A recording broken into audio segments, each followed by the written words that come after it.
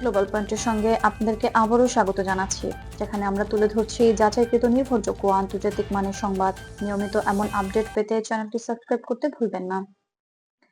সাম্প্রতিক সময়ে উত্তর কোরিয়াকে ঘিরে আন্তর্জাতিক আলোচনা নতুন করে গুরুত্ব পেয়েছে দেশটির প্রতিরক্ষা শিল্প ও নৌ সক্ষমতা সংক্রান্ত বিষয়।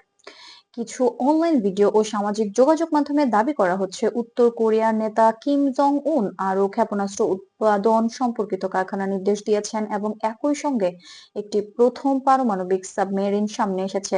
তবে ভ্যালিড আন্তর্জাতিক সংবাদ মাধ্যমের তথ্য অনুযায়ী এই দাবিগুলো আংশিক সত্য হলেও উপস্থাপনার ভাষা অনেক ক্ষেত্রে অতিরঞ্জিত।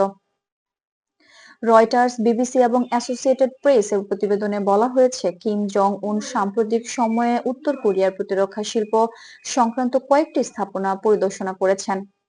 এসব সফরে তিনি উৎপাদন সক্ষমতা বাড়ানো, প্রযুক্তিগত উন্নয়ন এবং শিল্প খাতকে আরও সক্রিয় করার উপর গুরুত্ব দেওয়ার কথা বলা হয়েছে। আন্তর্জাতিক বিশ্লেষকদের মতে এটি উত্তর কোরিয়ার দীর্ঘদিনের ঘোষিত অবস্থানেরই ধারাবাহিকতা। সাবমেরিন প্রসঙ্গে আন্তর্জাতিক রিপোর্টে বলা হয়েছে উত্তর কোরিয়া একটি নতুন নৌযান প্রদর্শন করেছে, যাকে দেশটির পক্ষ থেকে পারমাণবিক সক্ষমতার সঙ্গে যুক্ত করে উপস্থাপন করা হয়েছে। তবে আন্তর্জাতিক সামরিক বিশ্লেষকদের ভাষ্য অনুযায়ী এটি পুরোপুরি কার্যকর পারমাণবিক সাবমেরিন কিনা সে বিষয়ে এখনো স্বতন্ত্র ও পূর্ণাঙ্গ যাচাইকৃত তথ্য পাওয়া যায়নি। বিষয়টি বর্তমানে আন্তর্জাতিক পর্যবেক্ষণ ও বিশ্লেষণের মধ্যেই রয়েছে। জাতিসংঘ সংশ্লিষ্ট সূত্র ও বিভিন্ন থিঙ্ক ট্যাঙ্কের বিশ্লেষণে বলা হয়েছে উত্তর কোরিয়ার এই ধরনের ঘোষণা আঞ্চলিক পরিস্থিতি ও আন্তর্জাতিক কূটনৈতিক আলোচনার প্রভাব ফেলতে পারে।